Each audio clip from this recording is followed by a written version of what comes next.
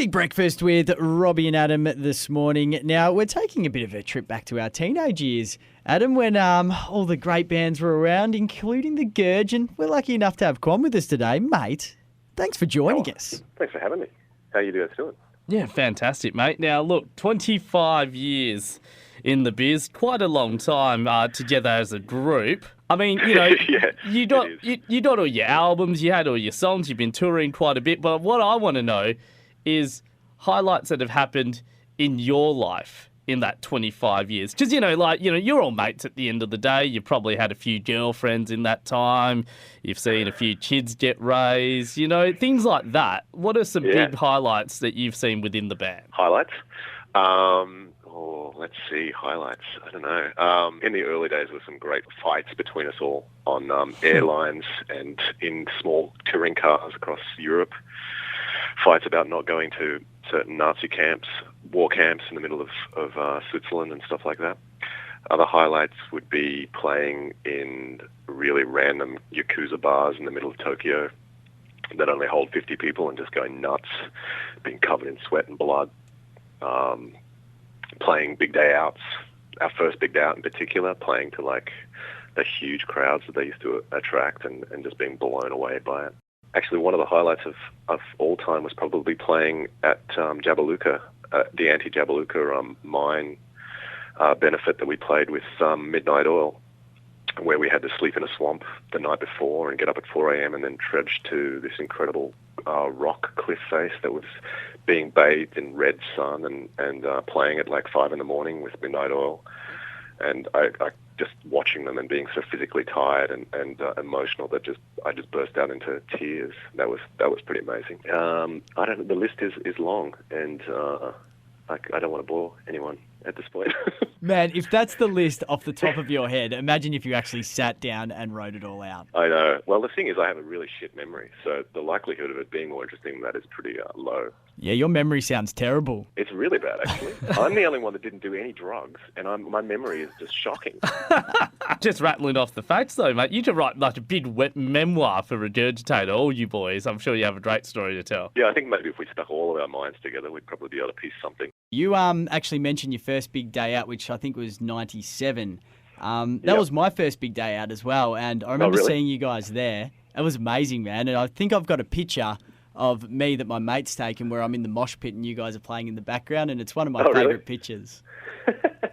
How are the drugs that year? I was a very well-behaved young schoolboy, Quan. Okay. But thank you very much, mate. That was awesome. So what's it like to shake off the cobwebs and play a gig after 2 years on a little bit of a break? Well, we played a show not that long ago, like a month ago, and that was the first show we'd played in like 18 or 19 months, I think. And of course, we all went in there really hard, as we normally do, like, jumping around like it was mid-tour or whatever.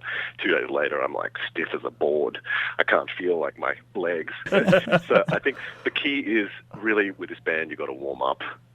Get into the gym like at least a week beforehand and start running, because we do a lot of jumping around and yelling on stage, and I forgot that a little bit. It's called old age, isn't it, Quan? Well, my media age is 29, and I think I could still pull it off. But yeah.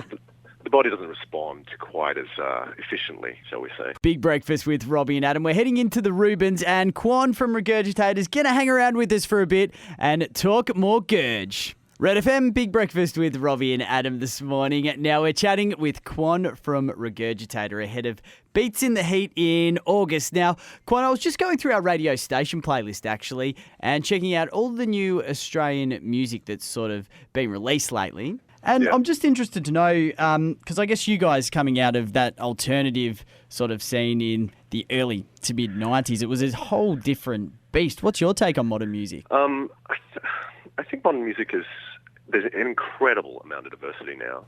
And I mean, the level of production is so much higher than when I was around. I mean, you had great records come out, obviously, from like as early as the 50s, 60s, 30s even, and they all had their sound. We were a kind of anomaly in some ways because our production was always very kind of, I wouldn't say amateurish, but we really didn't know what we were doing. A lot of the time we were fumbling through, and so it has a particular kind of tone to it. And we were using really like on the cusp of digital technology, era kind of technology, so it has this kind of weird coldness to it as well.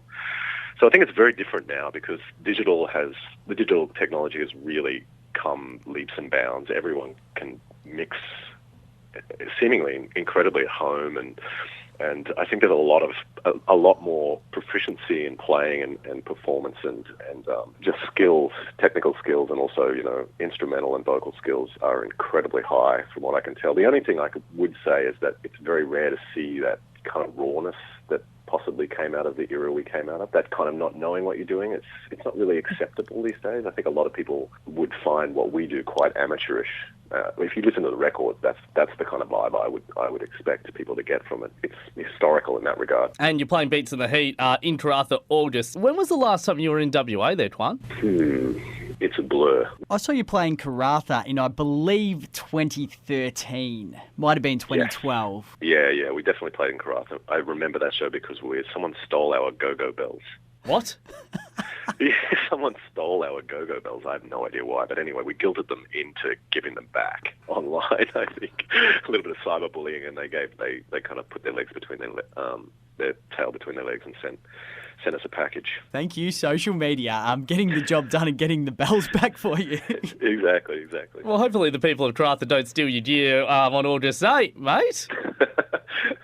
We'll have everything tied down. Regurgitator, part of a massive lineup including Illy All Day and Phil Jameson. So All Day's playing. I'm actually interested in him. He seems like a very charismatic kind of R&B dude.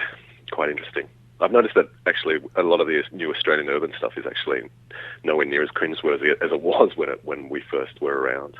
So I'm really impressed with some of the new hip-hop that's coming out of this country. He's definitely a different guy. He's very laid back, very, you'd almost say a stoner sort of dude, but some of the music he brings out is actually really cool. Yeah, the production level is really interesting. Check him out on August 8 at Beats in the Heat. beatsintheheat.com.au has more info. Quan, Regurgitator. It's going to be absolutely nuts. Quan, thank you very much. Thank you, man.